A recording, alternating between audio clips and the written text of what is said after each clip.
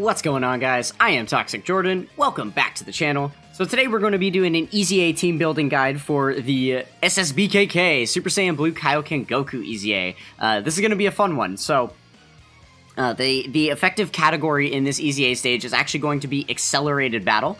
So let's go ahead and take a look at the Accelerated Battle team.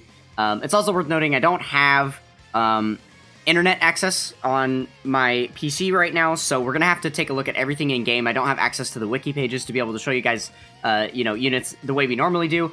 So we're just gonna go ahead and scroll through the list of units on the Accelerated Battle team. I'll give you guys some shouts about which ones are the best, and then we'll go ahead and take a look at the few team builds that I have put together as well. So this is one of those EZAs that also has additional damage reduction against super types. So you have to actually only use extreme types. This is something that they tend to do when you have like a larger or more powerful category, and they're trying to basically give artificial difficulty to the event by limiting the amount of units that you can use. So annoyingly enough, you can't use super type units. I suppose you can use super type units for defensive purposes. So once we go ahead and look through the entire box here, we'll switch it to super type, and then we'll just take a quick glance and see if there's any units on Accelerated Battle on the super type side of things that are like really notable for defensive purposes. But for the most part, you're going to want to stick to extreme type units. So yeah, we'll go ahead and start right here at the top with the very first unit being the modified Janemba from Dragon Ball Heroes.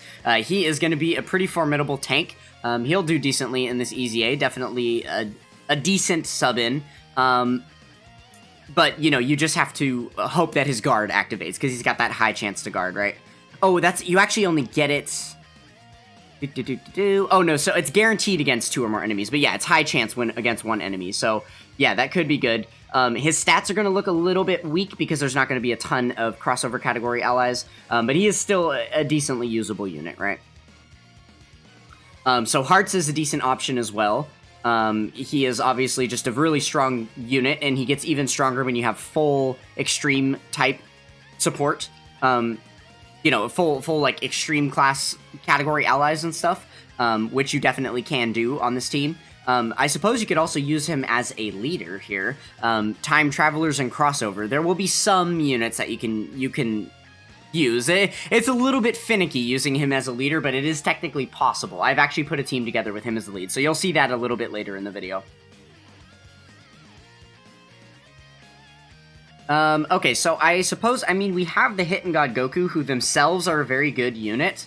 With their dodging and stuff, and then just the amount of damage that they put out, they're going to be good for this EZA. But you don't really have the best team build for them, because there's not a lot of other like Universe Survival Saga units and stuff, so they're not going to be really linking up with anybody the best. But they are a decent like fill-in option, I suppose. I guess you do also have like Hit here that you could technically use to pair alongside him. Maybe I'll have to try and put a team build together with that, but there really isn't that many other options for like Universe Survival Saga is the only thing. But I guess it's worth noting that they are an Accelerated Battle lead, right? So while they're only providing the 150, it's still Accelerated Battle. So you could just throw the other like tech hit on here, and then just you could honestly even run this STR hit if you have him, right? And then just put other, like, Accelerated Battle units on here. So yeah, I guess technically you could do that. There are definitely better team builds to run, though. Okay, so then we've got this guy. He is going to be a really solid option to have around on your team. If he fits under the leader skill that you're running, whatever that may be, then you definitely want to have him on the team. He's going to be an insane extreme class support. And post-EZA, this guy hits really hard. He is certainly very good. I suppose you could also use him as a leader if you wanted to do the whole, like, rainbow team with all 5 types. But he's only giving 140% to stats, so that's kind of meh. I don't know. I would use that maybe as a last resort. I suppose this guy could be decent. He guards all attacks, so he's not going to be the worst defensively. And then I guess if you manage to get his giant transformation off, then he could do some decent damage for you. But he's probably not going to be linking up well with many or anybody on this team, so Yeah, I would definitely throw him on the back burners.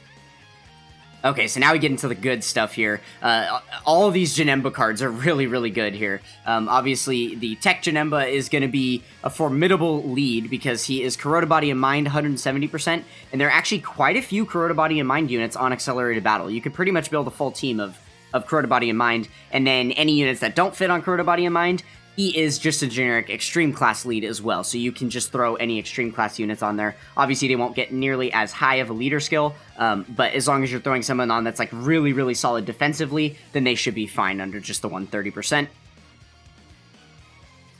So then we have the physical Janemba here. He does have type disadvantage, so that's worth noting, but he does guard all attacks as the first or second attacker in the turn, so that is going to help you out tremendously there. Again, because he has type disadvantage, he won't be doing a ton of damage for you, but he is going to be strong defensively for sure. I guess you could say the same thing about this STR Janemba. Keep in mind, it is an easy A stage, so you can't use same named units, so you will have to choose one and only one of these Super Janemba units. But STR Janemba could be a good option as well. He'll definitely do more damage because he's type neutral, and then, you know, he's got guard and his dodging ability as well. Okay, so then we have Physical Metal Cooler. He could be used as a leader because you can, you know, run the full, like, free-to-play Metal Cooler Squadron in here and stuff, so there are some other Wicked Bloodline units on Accelerated Battle that you can make a full team out of. For sure, but keep in mind that this guy has type disadvantage, so he's probably not going to be the best option. I would honestly say that a better option would be to run the AGL one, because, you know, you're going to be taking a little bit of a hit on the leader skill, but the fact that this guy has type advantage instead of disadvantage is going to be a huge service to your team. You're going to be putting out a lot more DPS, so that will be very, very good. But yeah, so we've got all of the free-to-play Metal Coolers here as well that are nice fill-in options for a Wicked Bloodline build. Let's see, who else here? I suppose we've got these, the Cell here. I suppose you could do an Android Cell Saga team. There are a few units in here, and then, you know, just Extreme Int for whichever ones didn't fit on the build. That would be kind of a lackluster team, but you could do it, right? It is possible. Because, yeah, if you take a look at, like, how many different Cell cards there are here, all of these would be on Android Cell Saga, right? So, but just keep in mind, a lot of them do have the same name, but you can run, like, Second Form Cell, and then you can run Perfect Cell and Cell Perfect Form, which I believe, yeah, this guy is Cell Perfect Form, so you could also run a Perfect Cell alongside him. Okay, so this guy is actually going to be one of the better units for this EZA as far as defensively, right? This would be an example of one of those units you could throw on the 130 leader skill for Cell, because he is getting free guard because you're facing a Goku family category enemy, and then he reduces damage received by 50% when guard is activated. So he is going to be a really, really solid tank for you. And he's type neutral, so he probably won't do a ton of damage, but the main reason he's around is to tank, right? I suppose AGL Birder wouldn't be the worst thing ever either, because he's a dodge-heavy unit, and he has type advantage, so I suppose he could be a decent throw-in as well. But I just absolutely hate the mechanic that they gave this Birder. They've been giving this to a lot of units over time, and it's just the worst possible thing. So it's this portion right here in the middle that says, high chance to evade enemy's attack as the first attacker in the turn. So that only procs once he actually attacks. So if they were to reword this, the way that they have with, like, Tech Yajirobe, where his says, he gets his support type passive when he is the third unit to select key spheres in the turn. That makes it so that the passive, or, you know, the effect activates as soon as he selects key spheres right before the attack phase starts, rather than having to wait until he actually does his super attack to, trigger him being the third attacker in turn, and then, you know, and then getting the support buff that way. Whereas this guy, if you throw him in the first slot, then any of the attacks that happen before he supers, his dodging doesn't proc then. His dodging only procs once he super attacks, because then he is officially identified as the first attacker in the turn, and then he gets dodging for whatever attacks come after his super attack. So he doesn't actually do kind of what it implies that the card does. And there are quite a few other units in the game that have those same abilities, and it really sucks. Another one like that is the AGL Jocko, right? He's built the exact same way. So that is kind of crummy. And then also the AGL base form Vegito from the World Tournament comes to mind. He's another unit with the same thing. Okay, so then we've got the first form Frieza transforming. He'd be a very good option here. Provide some healing in his passive, so that would be neat. And then, you know, he's another powerful Wicked Bloodline unit that could be added to the version of that team. Okay, so that is basically all of the units in here. Let's go ahead and switch it to Super Type and see if there's any formidable tanks that we could maybe depend on. Okay, so already I'm looking at it. I suppose the Gammas wouldn't be the worst thing, right? They would definitely do well. Obviously, Gamma 1 is an amazing tank just because of all the damage reduction that he builds up. And then Gamma 2 having type advantage could be good. And I suppose... Nah, they really heavily nerf the super type units here. Yeah, it's 70% damage reduction against super types. So I think even... Oh, I didn't even notice this. Oh my goodness, that is another thing I need to mention in a second here. So yeah, because, you know, he's getting an 80% damage reduction against him, he's probably not going to do any damage, even though he is a really, really hard hitter, right? So then I suppose you could run, like, UI Goku. Just for the dodging could be a nice thing. Who else would be, like, really solid defensively? Again, with the UI Goku, another really solid defensive unit.